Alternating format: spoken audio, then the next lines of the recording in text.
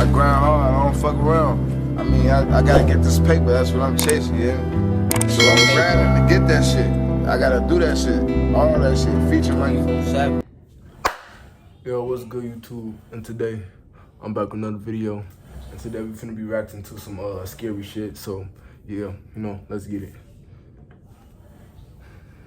Hello, my name is Anush. This incident happened to me in 2017 when I was 10 years old.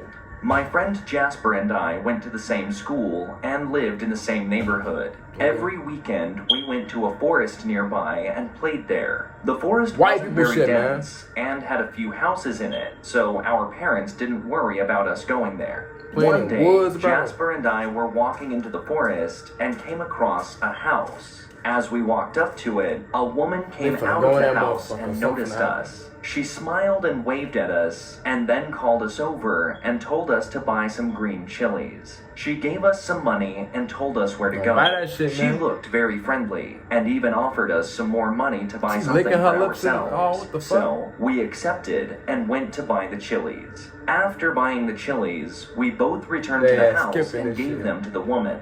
She told us to wait and went inside. I heard a noise from inside. It sounded like a blender, but I wasn't sure. So I peeked through the window and saw her blending the chilies into a paste. Then I saw her leave the kitchen, so I went back over to the door where Jasper was. What happened next was the most horrific thing I've ever experienced in my life. The woman showed us the bowl of chili paste she made, and then took it and smothered it all over her own face and eyes.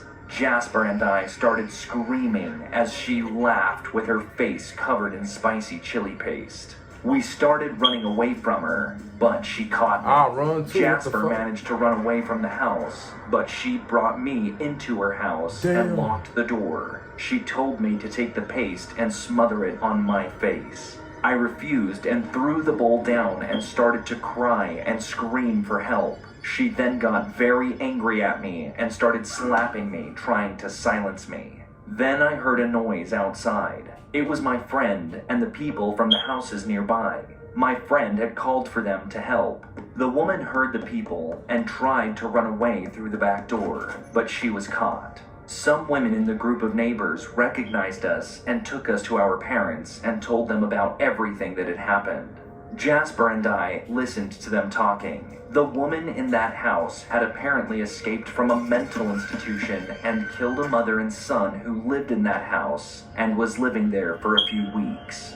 Jasper and I went to therapy and we recovered from what had happened. I'm 16 now, and Jasper is still my best friend. If he hadn't called for help, I probably would have died that day. Hell yeah, you would have been dead. Damn. We don't play favorites. We make custom fit floor liners for every vehicle type. Trucks. That was a crazy ass story, man. Hi, I am Radhakant from India. I am currently in high school and live in an urban area. This is the story of the incident that changed the course of my life. This incident happened when I was around 5 or 6 years old. At the time of the incident, we were living in my home village. Our house was a single story with 3 bedrooms, a kitchen, and a garage adjacent to our house. We kept old things like refrigerators and things we don't use anymore in the garage. One day, my father was cleaning out the garage when he found a beggar inside eating a rat. What the fuck? My father was very startled, and being a typical Indian dad, he threw the beggar out of the garage and started shouting at him. As this was happening, I heard some loud noises, followed by my dad yelling, and I rushed outside to see what was going on. Once I arrived outside, I saw the beggar. He was a frail and scary-looking man with 2 large scratches across his neck, which appeared to have been cut by something very sharp. His eyes were totally white, and even from far away, there was a terrible stench coming from him. When he noticed me, he turned to look over at me and grinned. His smile alarmed me and sent a shiver down my spine. When my father noticed him looking strangely at me, he must have gotten even angrier, and so he ran over and punched him. The beggar fell and seemed knocked out for a moment, but he quickly got back up and then started cursing at my father with words in a language I could not understand. He seemed furious and looked around for something when he found a hammer lying on the ground from my father cleaning out the garage.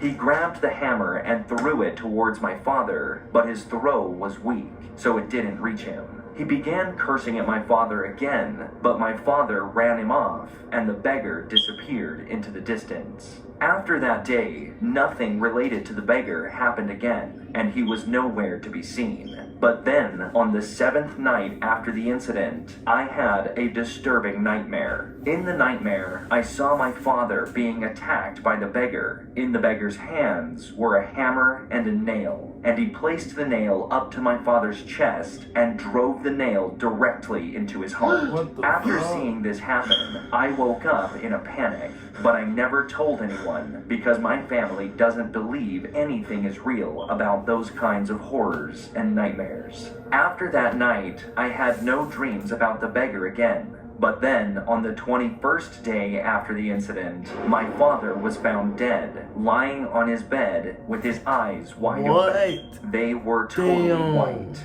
Our family was devastated. After the funeral rites were complete, I was in his bedroom looking at the photos of him and fetching old things from under his bed. As I reached under there, I eventually touched something that I didn't recognize. It was the hammer from the garage that the beggar had thrown at my dad that day. No dream. I have had a guilty conscience since then for not telling anyone about my dream, since it may have prevented what happened. So here I am, telling it to all of you. I plan to tell my mom everything soon, but I'm not sure what she will make of it. If there's anything I learned from all of this, it's to treat strangers kindly, because you never know what they might do if you anger them. But most importantly, I learned that we must cherish the time that we have with our loved ones. Though I received a warning that I didn't heed, there's no telling when any of us might lose a loved one without any warning at all. Well, his son didn't believe. Late one night, after my uncle had just finished work, he was driving down the highway from his workplace. He worked in another town and had to travel back and forth daily to our town. The trip was about 45 minutes each way. It was around 10 p.m., so he was really drowsy and just wanted to get home. After about 20 minutes of driving, he heard a distant scream from up ahead. But as it was foggy, he couldn't really see far ahead. His headlights glowed faintly in the fog, barely lighting up the road in front of him. A minute or two after he heard the scream, he saw two faint lights in the distance, blinking. After driving a couple more 100 meters, he saw a car pulled over to the side with its hazards flashing. It was an old beater, barely roadworthy.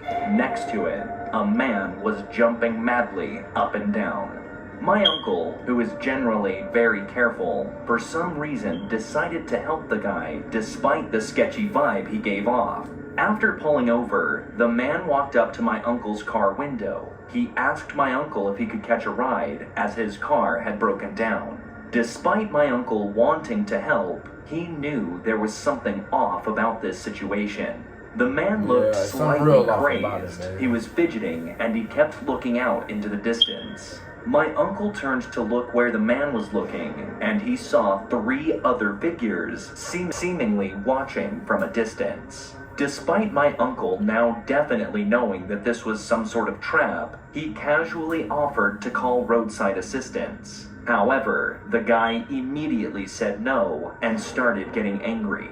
He began frantically tugging at the door handle, trying to open my uncle's car in any way possible. The man stepped back for just a moment, and trying to be inconspicuous, my uncle shifted the car into gear and started pulling away out onto the highway. The guy, realizing this, let out an unearthly scream and sprinted towards my uncle's car. But he didn't catch up because my uncle floored it and was now back on the road. As my uncle checked the rearview mirror, he saw the man and the three figures who had been watching from a distance, all holding what seemed to be some kind of weaponry. He sped away into the darkness, never looking back after that. Even after my uncle arrived at home, he was still extremely nervous and unsettled, and he immediately went to bed. He doesn't like talking about this encounter, but I feel the need to share it as a warning to others to be careful when driving late at night. Hell yeah, be careful, shit. You're supposed to drive late at night. But y'all, that was it, man. Bro, I liked it that. Bro. But let me tell you what y'all want to see next, man. And yeah, I'm out.